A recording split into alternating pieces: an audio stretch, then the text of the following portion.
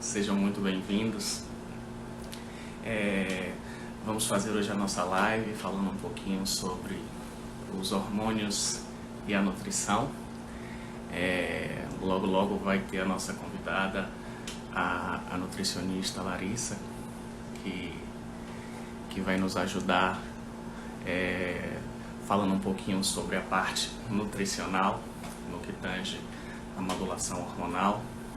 E eu gostaria de começar falando um pouquinho com vocês justamente sobre todas essas dúvidas que vocês colocaram, na grande maioria deles, sobre a gestrinona, né?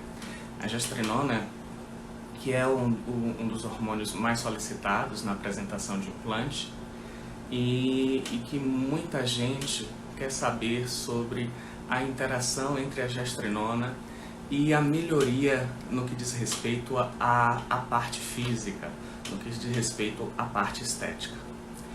A gestrinona é um hormônio que a gente usa com bastante regularidade como objetivo principal, tratando patologias estrogênio dependentes, porém, por ter uma característica muito peculiar de ser um derivado dos androgênios, ajuda bastante também nessa parte que diz respeito à deficiência androgênica.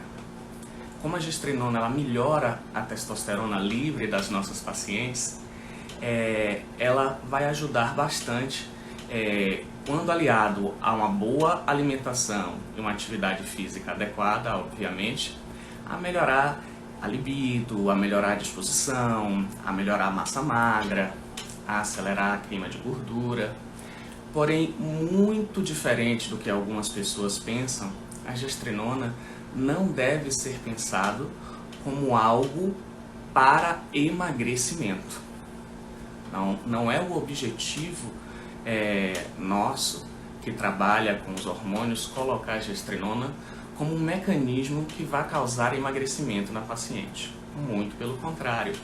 Em pacientes que têm síndrome metabólica, isso inclusive pode atrapalhar. Mas na paciente que tem a necessidade de gestrinona e que tem uma alimentação adequada, que tem um acompanhamento para um treino adequado, isso pode acontecer. Você pode ganhar massa magra, você pode reduzir o percentual de gordura. A gestrinona pode contribuir para isso, mas não deve ser utilizado primordialmente com esse objetivo. Não é simplesmente colocar o implante de gestrinona que vai fazer alguém emagrecer. Deixa eu olhar aqui se a nossa convidada já entrou.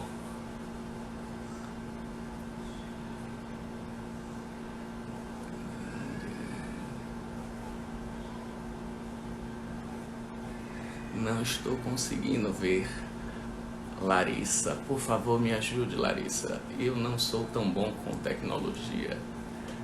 Eu sou muito melhor falando do que mexendo nisso aqui.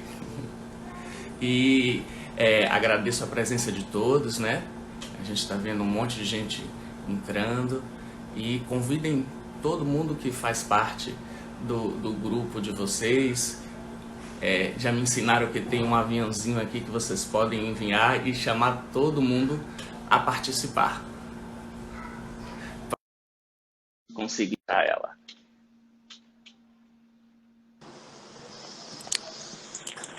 Olá! Olá!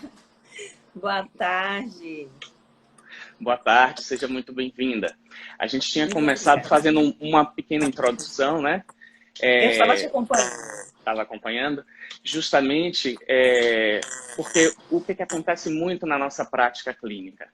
A grande maioria das pacientes que usam gestrinona comigo vem por um motivo inicial de ter uma doença estrogênio dependente. É óbvio que a gente sabe do potencial da gestrinona na melhoria da massa magra, no auxílio de queima de gordura, mas para que isso aconteça, se faz necessário que todo um contexto exista na vida da paciente.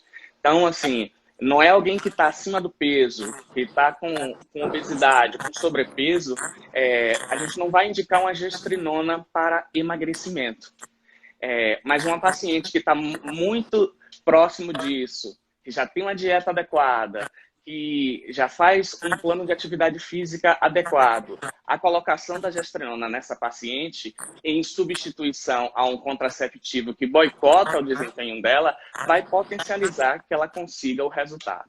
Porque o que acontece na grande maioria das vezes? Quando você introduz a gestrinona como método contraceptivo, por meio de um implante, que muita gente conhece como chip, eu não gosto muito dessa nomenclatura, que na realidade ele é um implante subdérmico, o que acontece? Você, na maioria das vezes, vai tirar um contraceptivo oral, vai tirar um DIU medicado, que tem algum tipo de progesterona que bloqueia a testosterona livre em alguma intensidade, uns mais do que outros. Uns são mais antiandrogênicos, outros são um pouco menos. Mas, não importando a intensidade, sempre um pequeno bloqueio.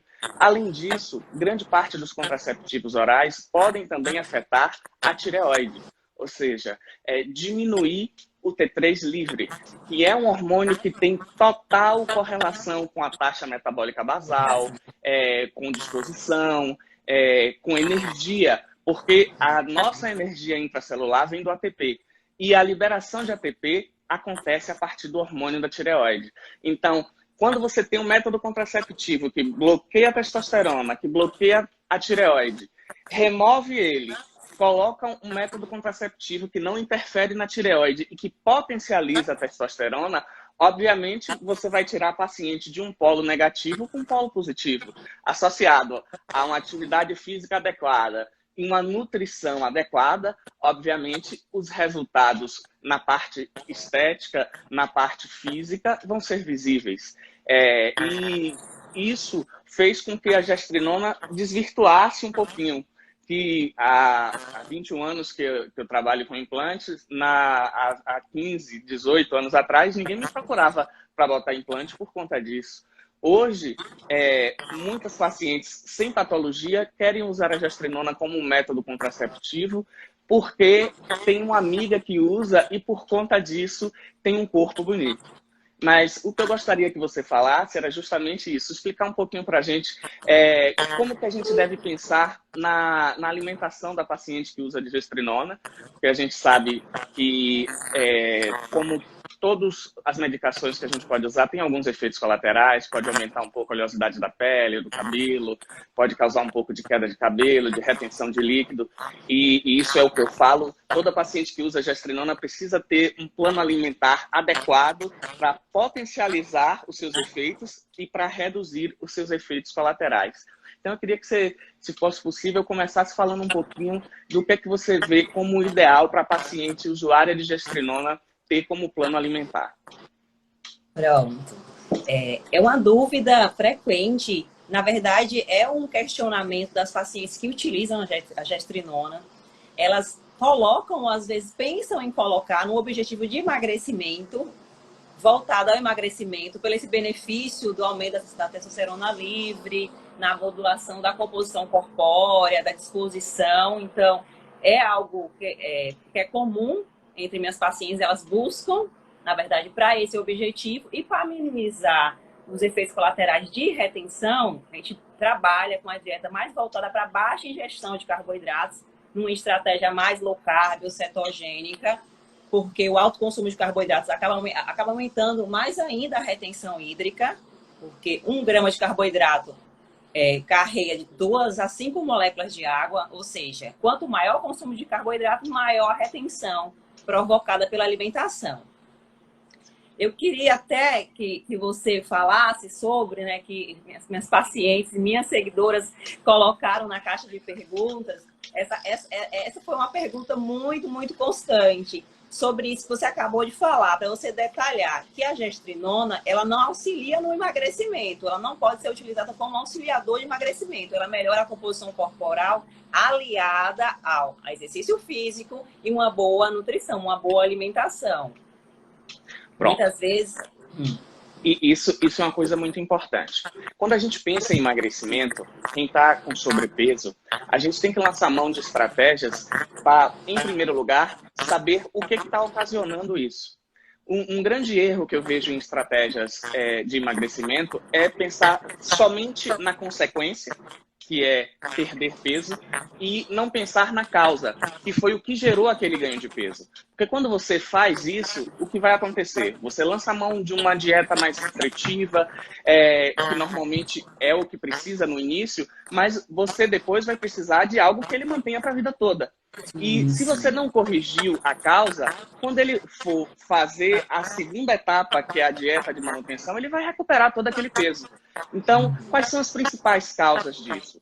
Dentre todas elas, a gente percebe que a resistência insulínica, que é a síndrome metabólica, é disparada a principal causa que faz as pessoas engordarem. E o que gera isso é estresse oxidativo, a inflamação, que pode vir de várias searas, de contaminação, de doença autoimune, de estresse metabólico, de disfunção hormonal. São vários os motivos que vão levar a uma resistência insulínica. Então, se você não... Sim. Se você não... Sim, diga. Aproveitando a resistência insulínica, é um ponto crucial, porque a insulina é um hormônio anabólico. Então, Sim. se a mulher está buscando volume de massa muscular, hipertrofia muscular e tem essa resistência, ela já tem essa resistência anabólica. Então, é muito importante, Sim, como você falou, tratar os fatores que levam à causa. O receptor de insulina, ele é multifacetado, ele é muito importante por isso. Primeiro, além de regular a entrada de glicose, ele regula a hipertrofia e ele regula divisão celular. É por isso que quem tem resistência insulínica tem aumento de quase todas as doenças do envelhecimento, inclusive câncer. Por quê? Porque a formação de ácido nucleico também é gerenciada pelo receptor de insulina. Isso vai depender do cofator, se é GLUT1, GLUT2, GLUT3, GLUT4. Essa modificação é que ocorre e que faz com que a gente tenha essa chamada de resistência insulínica, que ao invés de botar a glicose para dentro da célula, essa glicose tem dificuldade de entrar. Como esse excesso não pode ficar no sangue, ele vai se acumular no fígado e no tecido gorduroso. Então, se você usa a gestrinona em quem tem resistência insulínica, você piora a resistência insulínica. Então, a paciente que não corrigir a resistência insulínica e fizer uso de gestrinona, ao invés de emagrecer, ela vai inchar, ela vai ganhar peso. Por isso que a gestrinona não pode ser considerada um mecanismo de emagrecimento. É diferente. Ela é para entrar num estágio em que a pessoa está emagrecendo, em que a pessoa está corrigindo a síndrome metabólica, em que a pessoa está começando a fazer atividade física, está com a dieta adequada e precisa melhorar a sua testosterona livre. Então, nessas pacientes, quando você faz isso e coloca a gestrinona, você vai conseguir um ganho exponencial de força, de disposição, de libido, de autoestima e de desempenho na atividade física com o treinador na academia. E isso, obviamente, vai resultar com todo o aparato nutricional em ganho de massa magra, em maior queima de gordura e naquilo que a paciente deseja, que é ficar com o corpo esteticamente mais bonito.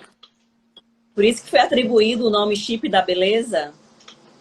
Sim, inadvertidamente foi colocado esse nome justamente porque algumas pacientes alcançavam esse objetivo, que em algumas não era nem objetivo, foi um efeito colateral. Ela foi tratar uma patologia, mas era uma pessoa que tinha uma atividade física regular, uma pessoa que tinha uma dieta adequada e viu o seu desempenho e a modificação do corpo. Isso foi, na realidade, um efeito colateral. E, como algumas outras drogas, o efeito colateral ficou imortalizado e, hoje em dia, as pessoas procuram por conta disso. Mas o que precisa ficar bem claro é que precisa de ter um ambiente adequado para que a gestrinona tenha esse efeito. Não é a gestrinona que vai gerar isso tudo, e sim um ambiente adequado associado à gestrinona. Aí você vai ter esse efeito final, que é uma melhora da massa magra, que é um emagrecimento com perda de gordura, com preservação de músculo, que é o objetivo de todo mundo que quer emagrecer. Porque, na realidade, essa é a realidade de vocês, nutricionistas, o paciente que vai para você, eles ficam muitas vezes preocupados com o que ele vê na balança. Isso. E eu digo muito para o meu paciente que é muito mais importante com o que ela está vendo no espelho, com as medidas. Porque Isso. peso é muito relativo. Você pode ter 2 homens de 100 quilos, um ser obeso e outro ser forte, ter um corpo completamente definido. Eu Tudo uso isso, justamente esse exemplo. tudo isso Balança, vai peso e depender balança não significa nada. O que significa é justamente. sua composição corpórea. Quanto desse peso é de massa muscular e quanto desse peso é de tecido livre de gordura. Justamente. E assim, no que diz respeito a paciente de gestrinona, que é o que mais o pessoal colocou, quais são as estratégias que você usa para reduzir o impacto, né, dos efeitos colaterais? Você já falou que é uma dieta low carb, porque isso obviamente vai melhorar a retenção hídrica. E Inicialmente. no que diz respeito a aumento de oleosidade, a queda de cabelo e, inclusive, o alcance do objetivo, que normalmente é de melhorar a hipertrofia, né, e de queimar gordura. Como é que você trabalha essa paciente com esse objetivo? Pronto. Inicialmente, antes de tudo, antes até de uma dieta low carb ou estilo cetogênico, a gente precisa tratar a absorção dessa paciente. Porque se eu não tenho um intestino que absorve corretamente esses nutrientes, eu não tenho resposta. E aí eu não posso tratar as demais coisas, nem oleosidade, porque eu não tenho um intestino 100% funcionante. Então, o crucial é tratar essa paciente, se ela tem desbiose ou não, a nível de absorção de nutrientes. Então, eu costumo verificar primeiro a digestão dessa paciente, a nível de intestino funcionante mesmo. Então, depois que a gente trata esse intestino, a gente começa a ofertar esses nutrientes necessários para minimizar ou otimizar o objetivo dela. Se for o caso de um objetivo de hipertrofia muscular, a gente aumenta o aporte de aminoácidos, lembrando que não é só a BCAA que vai fazer com que esse músculo cresça, a gente tem que oferecer todos os aminoácidos essenciais, tá? Se ela não tem uma boa digestibilidade, a gente oferece aminoácidos livres mesmo, já prontos para ser absorvidos, ao invés de uma proteína intacta, tipo proteína do soro do leite, como whey protein. Se for o caso que ela tenha excesso de oleosidade, aumento da retenção, e aí assim, a gente já parte para uma dieta mais estilo low carb, e já vai utilizar os micronutrientes necessários. Vai utilizar a vitamina D, o cálcio, para otimizar essa hipertrofia também. Eu gosto muito desse tipo de abordagem, porque, assim, eu tenho uma preocupação muito grande quando eu vou encaminhar um paciente para o nutricionista, porque eu digo isso em outras lives, já falei muito para quem me assiste, e digo isso nos meus pacientes, que assim, que o emagrecimento deve ser consequência da saúde e não um objetivo que você busque em primeiro plano, deixando a saúde em segundo lugar. Porque, infelizmente, é o que a gente vê e eu gostei muito dessa sua resposta, porque é algo que eu prezo muito, que o intestino é a fonte da saúde do nosso corpo. Então, Exatamente. além da absorção dos nutrientes, é muito importante para a imunidade, é muito importante para a saúde mental e para as patologias que a gente está querendo tratar, para que, inclusive, os medicamentos funcionem adequadamente, você precisa ter uma absorção adequada. Você precisa ter uma paciente que não tenha desbiose, você precisa ter uma paciente que não tenha leaky gut, você precisa de uma paciente que tenha uma absorção proteica. Como é que ela vai ganhar massa magra se é uma paciente que você tem uma diminuição do pH do estômago e usa omeprazol? Como é que essa paciente vai absorver proteína se ela não vai digerir? No caso, uma paciente idosa fazendo reposição hormonal, que já tem uma hipocloridria, faz uso de omeprazol, que dificulta mais ainda essa digestão, principalmente de proteínas, porque reduz as enzimas digestivas. Como é que eu vou ter uma resposta se eu não trato isso? Não tenho como eu ter. Por isso que é muito importante, antes de você introduzir qualquer coisa, é você estabelecer o bom funcionamento do trato digestivo. Porque se você fizer isso, na grande maioria das pessoas, eu digo na grande maioria porque assim, os fisiculturistas são exceções. As pessoas que vão ter o corpo com um percentual de massa magra de um dígito são de massa gorda de um dígito são exceção. Mas o que é a pessoa normal? É que tem um percentual de gordura dentro da normalidade para que tenha saúde, para diminuir o risco de doença do envelhecimento. Para essas pessoas, na grande maioria das vezes, só o que ela precisa é que uma nutricionista consiga fazer com que ela absorva aquilo que ela come e tenha uma dieta adequada. Se ela faz isso, tem nível hormonal adequado e faz atividade física, ela vai ter um corpo bom. Óbvio, vai ter alguém que você vai precisar de whey? Vai. O whey é uma coisa que hoje em dia já caiu por terra, achar que o whey é para quem vai para academia. O whey diminui hipertensão, o whey diminui câncer. Agora você tem que saber qual whey, a qualidade do whey que você tá usando, para qual objetivo que você quer, que tipo de whey você vai usar, se vai ser só um whey isolado, se ele vai ser hidrolisado isolado, se é um paciente que tem alguma doença, que tem alguma contraindicação específica para algum, ou se é um paciente idoso, um paciente menopausada que está fazendo reposição e que você quer evitar a sarcopenia.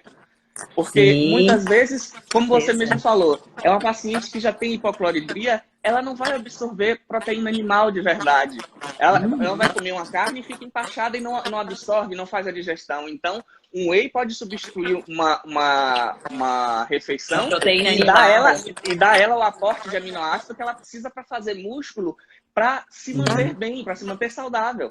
Um dos principais queixas de paciente na menopausa é dor crônica generalizada. E isso se dá muitas das vezes por quê? Por sarcopenia, por diminuição da massa magra.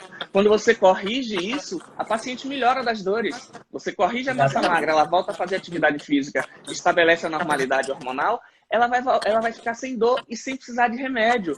Quantas pessoas são carimbadas com fibromialgia e quando na realidade só precisam de uma correção nutricional? Por isso que, assim, eu acho importantíssima a participação de uma nutricionista na condução de qualquer caso dentro da medicina que eu faço. Porque não adianta a gente regular os hormônios, as vitaminas, usar todos os ativos para potencializar aquele problema se ela não tiver uma alimentação e um intestino com um funcionamento de absorção adequados. Não vai adiantar nada todo o esforço que a gente está fazendo. Com certeza. Por isso que eu te admiro muito. Você é um médico diferenciado. Obrigado. E consegue enxergar todos os pilares, não é algo isolado. E por isso que tem resposta. Porque para você ter uma boa resposta, precisa ter a parte hormonal, a parte nutricional e a parte do exercício físico. Para esses pacientes, principalmente voltados à hipertrofia muscular. Porque quando a gente fala hipertrofia muscular, as pessoas entendem hipertrofia muscular voltado para a estética. Mas quando se fala em músculo, a gente fala em qualidade de vida. Principalmente nessas pacientes idosas. E aí uma das indicações do whey seria também para essas pacientes idosas, porque ele é riquíssimo em cálcio.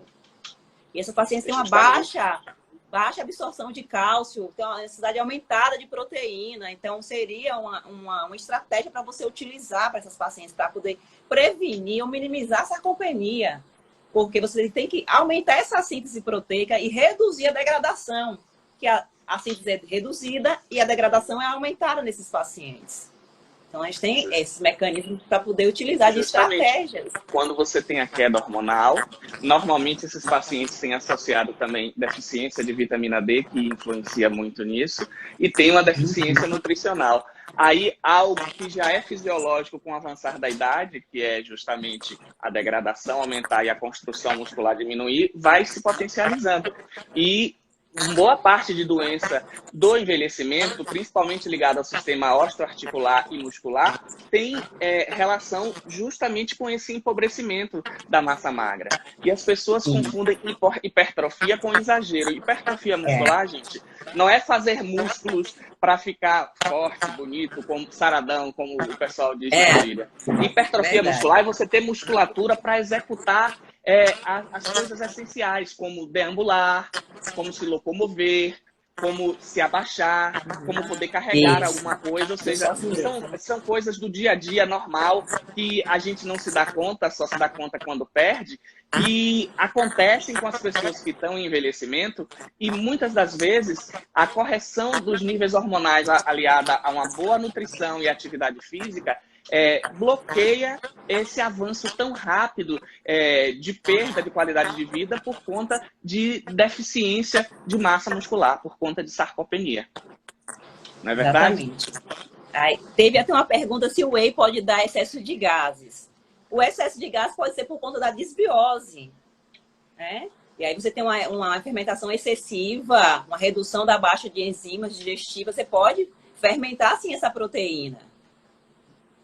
Na realidade, o que acontece? A depender do tipo do whey, ele pode dar um pouquinho mais ou menos de gases.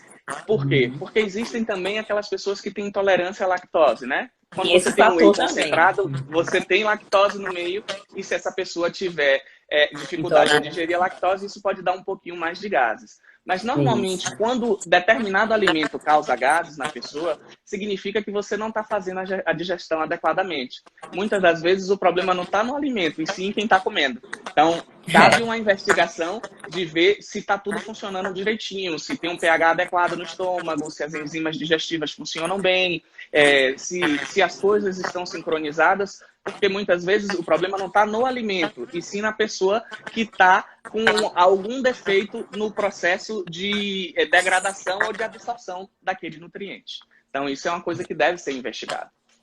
Como já dizia Hipócrates, todas as doenças começam no intestino.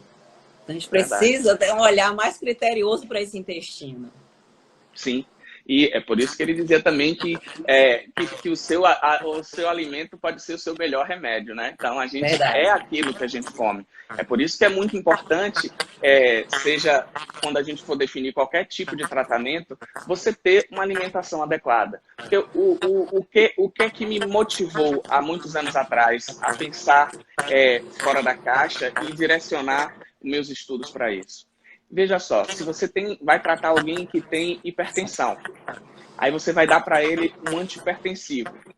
E ele continua 30 quilos acima do peso, ele continua sedentário, ele continua comendo mal, só cortou o sal, que é o que as pessoas cortam normalmente quando estão com a pressão alta. Aquele seu remédio, vai chegar um momento que não vai funcionar adequadamente. Mas por quê? Porque o remédio é ruim? Ou então, como a maioria das pacientes fala, acho que o meu corpo já se acostumou com o remédio, doutor, não está mais funcionando. Não. Por quê? Porque a causa da hipertensão não foi corrigida, que é a inflamação. Hoje em dia, tem vários estudos que mostram que mais de 80% das hipertensões ditas idiopáticas, ou seja, sem causa aparente, não são idiopáticas. Ela tem causa, é lesão endotelial. Por quê? Porque o processo oxidativo começa no endotélio. Então, quando você começa a ter disfunção do endotélio, você começa a ter um desequilíbrio entre os fatores vasodilatadores e vasoconstrictores, com sobrepujança dos fatores vasoconstrictores. E isso vai levar à hipertensão. E o que é que corrige isso? É uma dieta anti-inflamatória, é você perder peso, emagrecer, é corrigir a resistência insulínica, é normalizar os níveis dos hormônios, porque a maioria dos hormônios, principalmente os hormônios sexuais, que eles caem com o envelhecimento, são vasodilatadores. O estrogênio bioidêntico, ele é vasodilatador. A testosterona bioidêntica, ela melhora a função cardíaca. Então, quando você faz uma reposição hormonal, quando você corrige a dieta, muitas das vezes o paciente pode ficar até sem o remédio da pressão.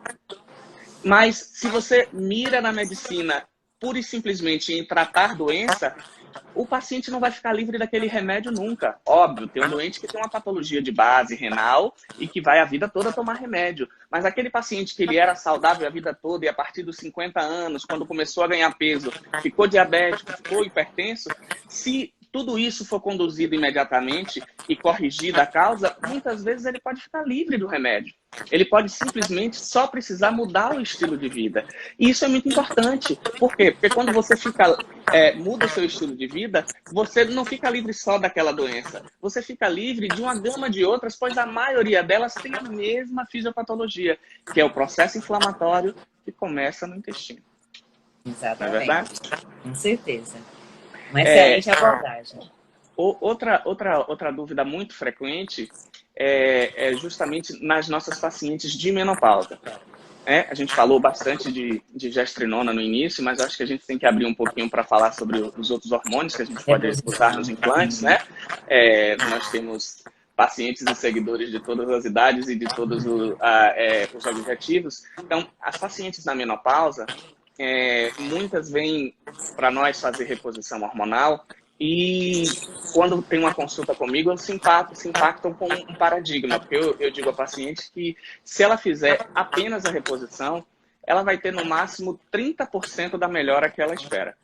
Porque para ela ter realmente uma mudança de qualidade de vida no tratamento da menopausa, além do hormônio, ela tem que melhorar o sono, o intestino, que está incluído a nutrição, a atividade física e o controle do estresse. Então, como são mais ou menos 5, 6 coisas que você tem que ter equilibradas para que ela vá ter essa qualidade de vida, só o hormônio vai ser um quinto, um quarto disso, vai melhorar 20, 30% do que ela esperaria. E assim, uma das coisas que eu vejo mais importante é realmente a mudança de hábito alimentar para a paciente menopausada. A gente sabe que o primeiro sintoma que acontece na paciente que cai estrogênio e a testosterona, na realidade a progesterona cai um pouquinho antes, é o hormônio que cai primeiro, e é por isso que a paciente começa a fazer resistência insulínica e começa a fazer transtorno do sistema nervoso central, ou seja, fica mais deprimida. Por quê? Porque ela já vem fazendo uma desbiose, já diminui a produção de serotonina, já tem uma progesterona, que é algo que também melhora essa parte, e começa a fazer resistência insulínica, e aí começa a virar um carro econômico, que eu brinco, né? Ganhar peso e trocar músculo por gordura. Isso. Por isso, que aumenta a glicose, aumenta a fome. Justamente, o impacto da conduta nutricional é muito importante. Então, eu queria que você falasse um pouquinho sobre as mudanças que as pacientes que estão nessa fase de transição para a menopausa deveriam ter, assim, em linhas gerais. Quais seriam as principais mudanças que elas deveriam fazer para ter uma menopausa saudável no que diz respeito à parte nutricional? Certo. Eu não acompanho muitas pacientes pós-menopausa, eu acompanho da pré até intramenopausa. Vou falar da minha experiência clínica, tá? Então, a paciente, ela chega com alguns relatos de baixa de libido, é o relato mais comum, falta de disposição e armazenamento de gordura, principalmente na região do abdômen, provocada justamente por essa resistência à insulina, que aumenta o acúmulo de gordura, aumenta a quebra de proteína, ou seja, a proteólise. Então, a gente tem que minimizar, reduzir ao máximo esses fatores que estão ocasionados na paciente que chega com essas reclamações. O que é que eu faço? Além de melhorar a disposição, primeiramente eu já encaminho ela para o médico para ver essa questão dos hormônios, porque sem a reposição hormonal eu não consigo ter uma melhora da resposta dela, por mais que eu trate a questão alimentar, que eu melhore a ingestão de vitamina D, a ingestão de cálcio, a ingestão de nutrientes dela. Sem a reposição hormonal eu não consigo ter um benefício, então primeiramente eu encaminho ela para fazer essa reposição. Depois que ela já está fazendo a reposição, a gente faz os ajustes alimentares. Primeiro, para tentar reverter essa resistência à insulina, que é o ponto crucial. Segundo, para melhorar o intestino, para que ela produza mais serotonina. Melhore também a questão da cabeça, que é influenciada bastante quando essa baixa da serotonina. Então, vai melhorar a disposição, o humor, a qualidade de vida dessa paciente. E reduz a ingestão dela. Reduzo não, na verdade, a palavra não é nem reduzir. Eu faço uma reeducação alimentar em relação a retirar a gordura saturada, xenobióticos, alimentos industrializados, alimentos que causam inflamação nesses tecidos, que a paciente já está toda inflamada. Sim, ela comer comida de verdade, né? Sim, isso. A descascar, não desembrulhar, a descascar, de fato. Então, ensina ela a comer comida de verdade, uma alimentação mais anti-inflamatória, e a gente faz uso de alguns compostos bioativos, compostos como a cúrcuma, que é um excelente anti-inflamatório, o ômega 3, tá? Compostos polifenóis, para poder desinflamar essa paciente.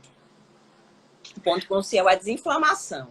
Larissa, só te interrompendo um pouquinho, uma coisa que eu falo muito sobre derivado de leite, e assim, paciente na menopausa tem muita preocupação com cálcio, para não ter osteoporose. Eu queria ouvir a sua opinião um pouquinho sobre essa parte de derivado de leite na alimentação dessas pacientes. Ensina esse pessoal aí que tem cálcio em vegetal também, que tem coisa que não seja leite que tem cálcio também. Ensina um pouquinho. Eu retiro o leite, eu sou contra a utilização, tá? Então já é uma prática minha, eu não coloco fontes de leites e derivados na dieta dessa paciente, até porque a gente tem como adquirir o cálcio em outros alimentos, os folhosos verdes escuros, principalmente o couve, o brócolis, são excelentes fontes de cálcio, então você tem como adquirir cálcio em outros alimentos, tá? Eu vi até um relato que nós somos os únicos mamíferos que ainda continua consumindo leite na fase adulta, sem necessidade nenhuma. E o pior, consumindo leite de outro mamífero, porque não é o da nossa mãe. Verdade, verdade, verdade. Bem lembrado disso. Então, não há necessidade do consumo para aquisição de cálcio. Você pode adquirir o cálcio em outras fontes. Alguém está perguntando aí sobre o queijo. Veja só, uma coisa é ter fonte de cálcio, outra coisa é ter fonte de prazer. Obviamente, o queijo é completamente diferente do leite. A partir do momento que você tem uma proteína que foi coagulada, o nível de inflamação da caseína não é o mesmo. Agora, existe o paciente que tem doença, uma doença autoimune, um paciente que tem um problema intestinal que você precisa realmente tirar, e existe o paciente que você quer manter saudável.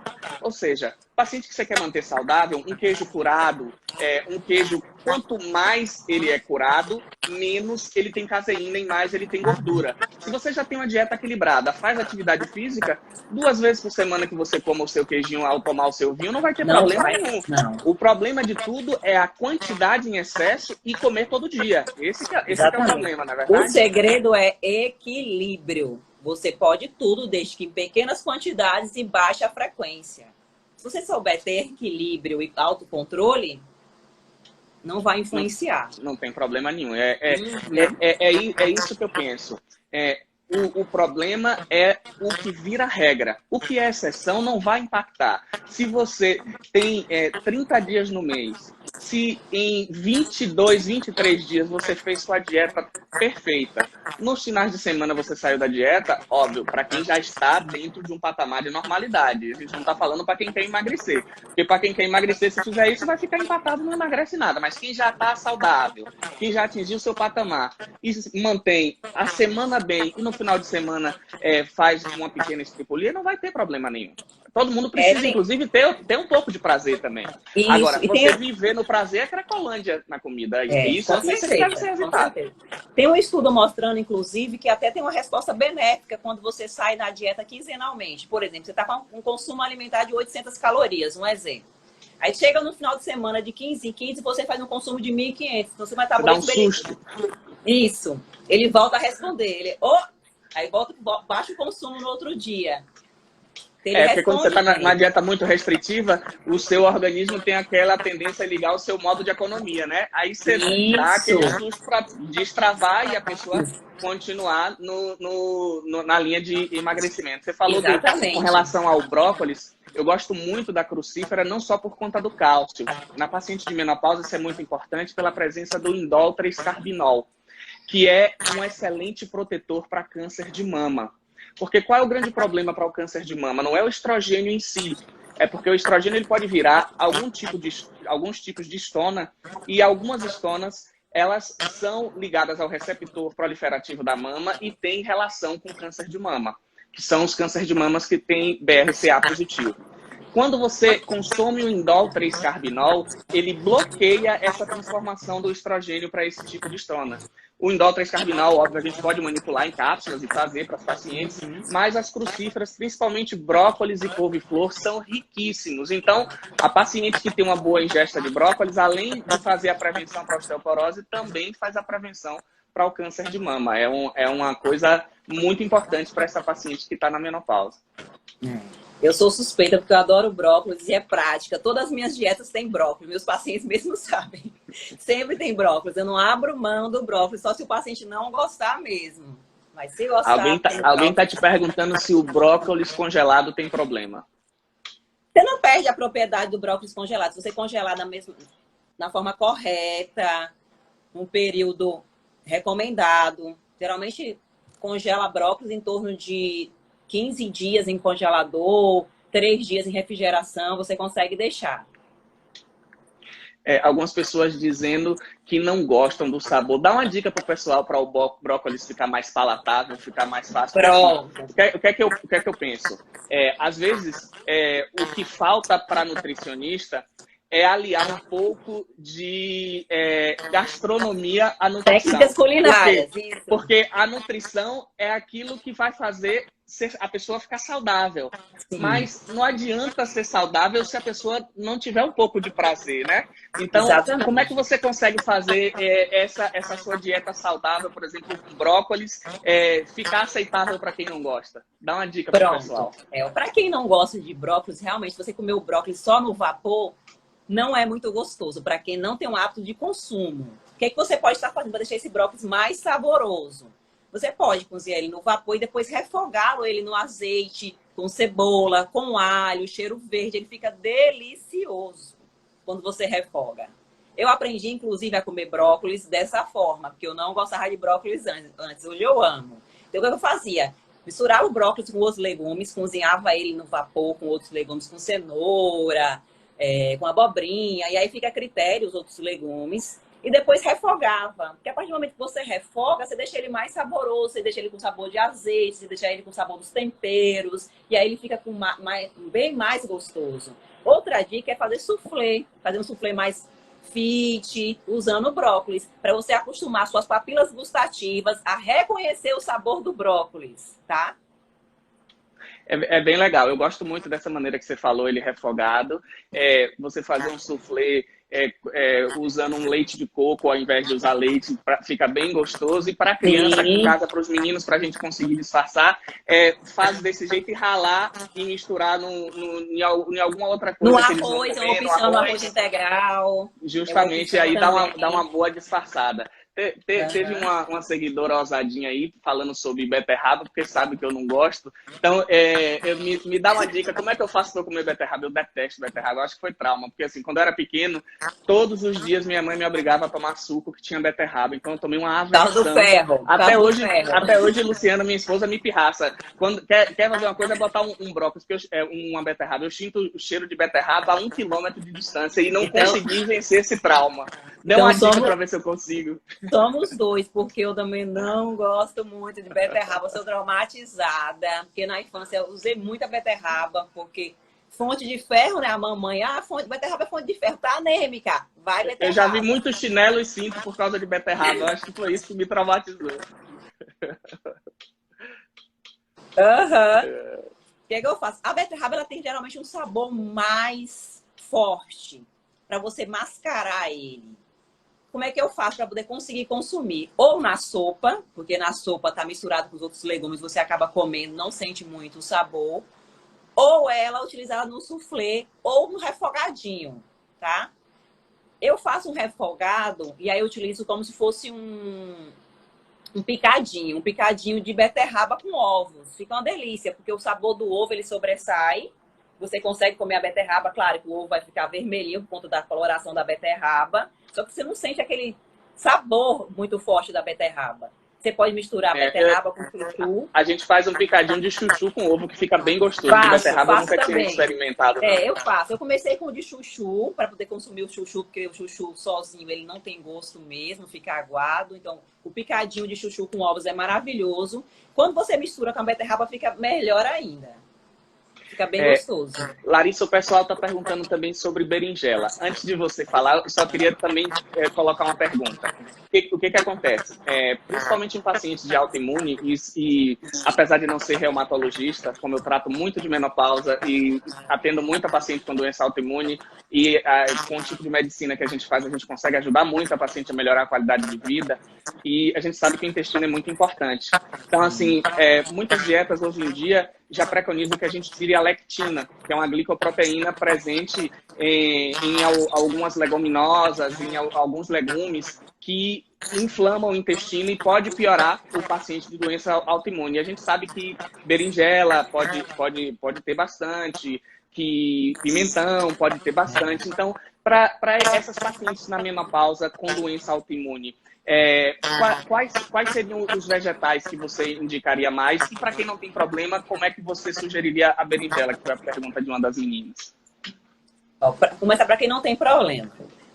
Para quem não tem problema, você pode consumir a berinjela em diversos formatos. Você pode fazer uma lasanha de berinjela, tá? Você pode utilizar a berinjela no suco. Você pode usar a berinjela refogada. Então, tem diversas formas que você pode estar consumindo, incluindo essa berinjela na sua alimentação. A lasanha de berinjela, particularmente, acho que é um dos melhores formatos de se comer berinjela. Eu, particularmente, acho. Eu usava muito no suco antes. O suco de berinjela com limão, eu usava muito antigamente. Hoje em dia eu uso mais ela no formato de lasanha mesmo, que fica super saborosa. Para essas pacientes autoimunes, que eu tenho até um caso em casa, minha irmã tem lúpus, né? Então eu já lido com doença autoimune desde que eu me conheço por gente. A gente retira todos os alimentos que provocam inflamação. Então, geralmente eu retiro tudo mesmo, coloco uma dieta mais anti-inflamatória, então a berinjela não coloco, pimentão também não. Alimentos que provocam uma certa inflamação como um todo, né? Nem ser não voltado para o lúpus ou para a doença autoimune, mas que provocam inflamação a nível de organismo, eu não incluo, porque um paciente com doença autoimune já é um paciente altamente inflamado.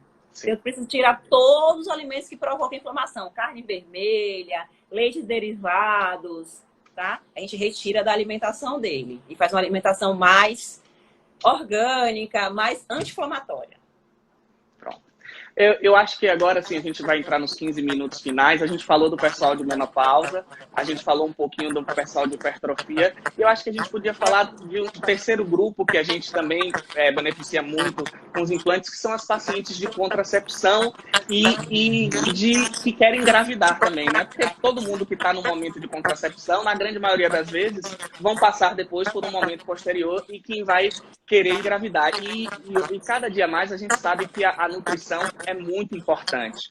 Então, assim, eu queria que você desse algumas dicas no que diz respeito à parte nutricional, de como a paciente pode melhorar a saúde reprodutiva dela. Qual seria uma alimentação ideal para a paciente que está pensando em se preparar para engravidar, né? Porque é o que eu digo, a paciente que quer engravidar, ela, no mínimo 90 dias antes, tem que se preocupar com a qualidade dos gametas, tanto do óvulo dela que ela vai preparar, que já está na barriguinha dela desde que ela está no útero da mãe, quanto do espermatozoide do parceiro. Então, óbvio que tirar qualquer tipo de consumo de drogas, reduzir álcool, melhorar a atividade física, equilibrar vitaminas, melhorar a alimentação é a orientação genérica que a gente dá. Só que em relação à parte específica de alimentação, eu queria que você desse dica para o pessoal que está pensando em engravidar, que está querendo engravidar, qual seria uma dieta mais adequada para esse pessoal que está querendo pensar em aumentar a família. Pronto. Primeiramente, eu utilizo os probióticos para neutralizar o meio, porque a acidez vaginal dificulta a implantação. Então, eu gosto muito de usar os probióticos voltados para essas pacientes que desejam engravidar. Utilizo uma dieta rica em zinco, que aí aumenta o nível de testosterona, que já facilita também a relação sexual, que é muito importante. Sim. Tá? Complexo de multivitamínico, ou através da alimentação, ou através da suplementação, com fontes de B1, fontes de B6, tá? Que são muito importantes nesse processo. Ótimo. Uma coisa muito importante que eu vejo com o meu pessoal é com relação à parte de ácido fólico. A gente sabe que o ácido fólico é muito difundido no Brasil para prevenir distúrbio do tubo neural do bebê. É o mais prescrito, porque é o mais barato, funciona. Só que cerca de 40% das mulheres tem uma mutação na enzima que converte o ácido fólico em metilfolato. E o ácido fólico, na realidade, ele é altamente inflamatório. O antioxidante é o metilfolato. Então, eu oriento muito as minhas pacientes, quando vou fazer uma suplementação específica, de fazer a suplementação do metilfolato, que é diferente quando você come um alimento do que quando você toma um ácido fólico concentrado, numa pílula normalmente de 5 miligramas, que é o que se faz. Se a paciente tem uma mutação do MHPFR, ela não vai fazer essa conversão. Isso vai aumentar a homocisteína, vai aumentar a inflamação e pode, inclusive, esse aumento de inflamação prejudicar na sua fertilidade. Então, isso é algo bastante... A inflamação é um dos fatores de infertilidade, né? Um dos principais fatores para a infertilidade. teve uma pessoa que pediu para você falar um pouquinho mais sobre como melhorar a ingesta proteica sem ser com proteína animal. Pronto. Você pode estar utilizando proteína vegetal. E aí você tem as proteínas vegetais, o grão de bico, a lentilha, tá? O próprio feijão é uma proteína vegetal, o arroz. Você pode usar cogumelo no lugar, porque é uma proteína vegetal também. Pode usar... Ai, fugiu o nome agora, gente. Pode usar um whey vegano, né? Não, pode usar um whey vegano, mas é algo que eu uso muito na minha prática clínica. Quinoa, pronto, lembrei. Quinoa, que você pode usar, riquíssima, proteína maravilhosa, você pode estar usando para substituir. Em relação a fontes naturais, se for usar fontes suplementadas, você pode usar um whey vegano, de proteína de ervilha, para substituir essa ingestão. Na realidade, assim, as pessoas às vezes não entendem que é preciso fazer uma suplementação, porque além de algumas pessoas terem distúrbios de absorção, tem a dificuldade no próprio alimentação, ou por gosto, ou pela frequência, ou pela quantidade que come. Quando você vai fazer um cálculo de alguém para manutenção da massa magra que ela já tem boa, ou para ganho naquela que precisa, a nutricionista ela vai fazer um cálculo de quantas gramas de proteína por quilo que aquela pessoa tem por dia para atingir aquele objetivo. Aí, às vezes, a pessoa faz um cálculo e diz assim, não, você precisa comer 150 gramas de proteína por dia. Aí a paciente fica assim, a coisa mais fácil do mundo, eu como um bife de 150 gramas e já foi. Quando, na realidade, a gente sabe que não é bem assim que funciona. Cada 100 gramas de carne que você come tem um percentual em torno de 20, 25% de proteína. Então, bem lembrado isso que você falou. Se faz necessário que a nutricionista faça todo esse arranjo e aí muitas vezes que o whey vai entrar, porque às vezes você acha que se alimenta bem e não sabe por que não está ganhando ou preservando a massa magra. Porque quando você vai fazer o balanço, no final do dia você não está chegando naquele mínimo de consumo proteico que você precisa para manter ou para ganhar, a depender do objetivo que seja de cada um. E hoje os estudos já mostram o seguinte, que aquele cálculo de 0,8 a 1 das DRIs de antigamente já caiu por terra. Que ali foi um estudo feito em grupos musculares específicos. Você não trabalhou a necessidade do organismo todo. E para evitar essa quebra, não é só para a síntese que você precisa de proteína para síntese proteica, para formar músculo e para evitar a degradação desse músculo. Sim. Então a necessidade é bem maior. Hoje já se trabalha com até 40 gramas de proteína. Antes era 20 a 30, na verdade até 40 não, a partir de 40, tá? E a janela anabólica se estendeu, que acreditava-se que era 20, 30 minutos pós-treino, não. Até 5, 6 horas, até 24 horas tem estudos trazendo que o anabolismo está acontecendo. Então, daí a importância de fracionar essa ingestão proteica, de estar deixando sempre uma aminoacidemia nesse organismo para favorecer essa síntese. É isso que eu queria que você falasse um pouquinho, Larissa. Às vezes você responde uma pergunta, me vem outra coisa na cabeça. As pacientes têm muita dúvida, porque às vezes elas assim, eu fazia a mesma dieta e tinha um resultado, hoje não tem, óbvio, é outra idade, é outro momento hormonal e tudo, mas assim, não é só a quantidade, não é só a qualidade, mas tem também a janela de oportunidade que você está introduzindo, porque o mesmo alimento, a depender do momento que você encaixe ele pode ter uma finalidade ou outra e pode estar sendo bom para aquilo ou ruim para aquilo. Então, fala um pouquinho sobre essa janela de oportunidade da introdução do alimento no ganho de massa magra. Pronto. É muito importante essa pergunta sua e acho que é uma dúvida recorrente. Essa ideia de 30, 40 minutos pós-treino, que as pessoas acreditam, ok, tem que ingerir a proteína pós-treino? Sim, tem que ingerir a proteína pós-treino. Só que não adianta você fazer uma boa ingestão de proteína pós-treino e deixar aquele espaço vazio que a síntese proteica ainda está acontecendo. Então, a literatura traz hoje que você tem que fracionar essa ingestão. Aproveitar essa janela de oportunidade para oferecer aminoácidos para esse músculo, para fazer síntese proteica. Então, você pode fracionar de 3 em 3 horas, 40, 40, 40, a depender da necessidade, a depender da carga de treino. De treino da pessoa. Isso, porque é muito individualizado, não é receita de bolo, tá? Então, você pode favorecer essa síntese respeitando essa janela de oportunidade, janela de anabolismo. É isso que eu digo para os pacientes. Isso vale para hipertrofia como para emagrecimento. O que aí tem que aí já mudando um pouco de assunto, tem gente assim: doutor Jorge, eu vou fazer jejum intermitente. Jejum emagrece? Eu fiz. Isso vai depender de como você se comportar no momento que você não está em jejum. Que é óbvio, o jejum, ele é uma ferramenta de emagrecimento importante, existem várias, mas assim, na minha concepção, Jorge, como médico, eu vejo o jejum como remédio para a doença, entendeu? Óbvio que ele pode ser usado pelo emagrecimento, porque se você for ter déficit calórico no momento que você não está em jejum, obviamente você vai emagrecer. Mas eu vejo o jejum como uma principal fonte de ativação de sirtuínas, que são complexos proteicos que bloqueiam o NF-kappa-beta, que bloqueiam a cascata de inflamação, que aumenta a autofagia e que reduz câncer, hipertensão, diabetes, obesidade, ajuda no controle de peso e ajuda também na queima de gordura, que é algo que estabelece saúde, não é verdade? Aumenta a produção de GH. Por isso que quando você, inclusive, faz exercício em jejum, eu vejo que você faz, eu vejo você postando, eu também gosto muito. Você faz exercício em jejum, mas você não fica com fome, a pessoa acha que o que ela vai usar no exercício é o frango com batata doce que ela comeu antes de ir para academia. Primeiro, a batata doce você não vai usar, não porque ela não é nem seja absorvida, porque o seu glicogênio muscular é que você vai usar naquele exercício. Para você usar aquela batata doce, você tinha que fazer um exercício de altíssima intensidade por muito tempo.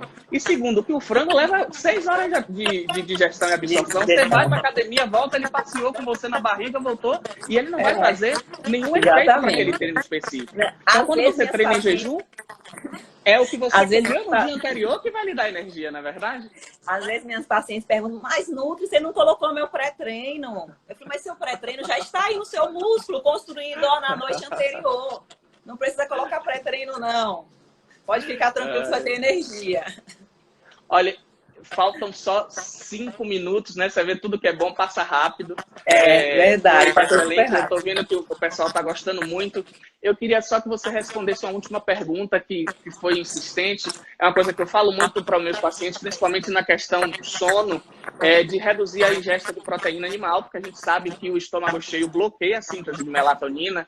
Então, eu queria que você, do ponto de vista geral, nada específico para alguma coisa, mas como que deve ser a alimentação no que diz respeito à ingesta proteica à noite, no caso, proteínas de absorção mais rápidas, que não impactem na produção de melatonina e possa dar uma melhor qualidade para o sono para os nossos pacientes. Pronto. Tem que evitar proteína proteína animal nesse período da noite, justamente por conta da melatonina. A melatonina é fundamental para a síntese proteica, porque ela reduz o estresse no retículo endoplasmático rugoso no tecido muscular, tá? Favorecendo assim a síntese proteica. Então, o que é que eu recomendo?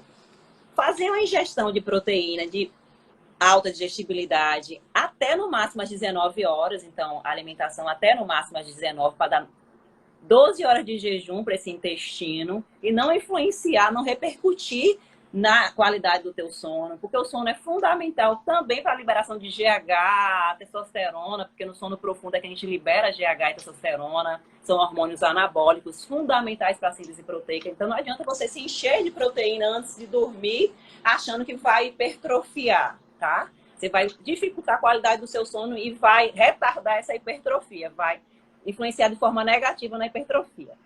O ovo tem uma digestibilidade boa, você pode estar consumindo nesse horário da noite. Proteínas de digestibilidade mais rápidas. Ovo. Geralmente eu coloco uma proteína branca, no máximo um peixe, carne vermelha nem pode lançar mão de um whey, né, nesse horário. E, sim, um whey que tem uma digestibilidade maravilhosa. Então você pode fazer um shake de whey para tomar de última refeição. Excelente. Falta 1 minuto e 10. Clarissa, eu queria agradecer a você, foi excelente. Eu acho que a gente conseguiu o objetivo, que era esclarecer aos nossos pacientes e seguidores. Eu acho que muito provavelmente vamos precisar de um segundo momento, porque o pessoal com certeza gostou e vai querer repetir. Então, uma boa tarde, bom sábado a todos. E eu passo a palavra para você, para que você possa também se despedir do pessoal. Eu que agradeço a todos que assistiram, principalmente a você. Admiro muito seu trabalho. Como eu te falei, acho você um médico super diferenciado, que tem um olhar crítico, tem um olhar voltado para a nutrição, que entende que a nutrição é a base de tudo, que o alimento é a base de tudo, que o intestino é a base de todas as doenças. Então, um médico que tem um olhar diferenciado merece realmente meu respeito. Eu que agradeço a oportunidade de estar participando da tua live, me sinto, sabe, bem honrosa mesmo estar por aqui, porque admiro, sou tua fã. Com certeza vamos fazer outras lives para roubar um pouco do teu conhecimento. Tá certo, então.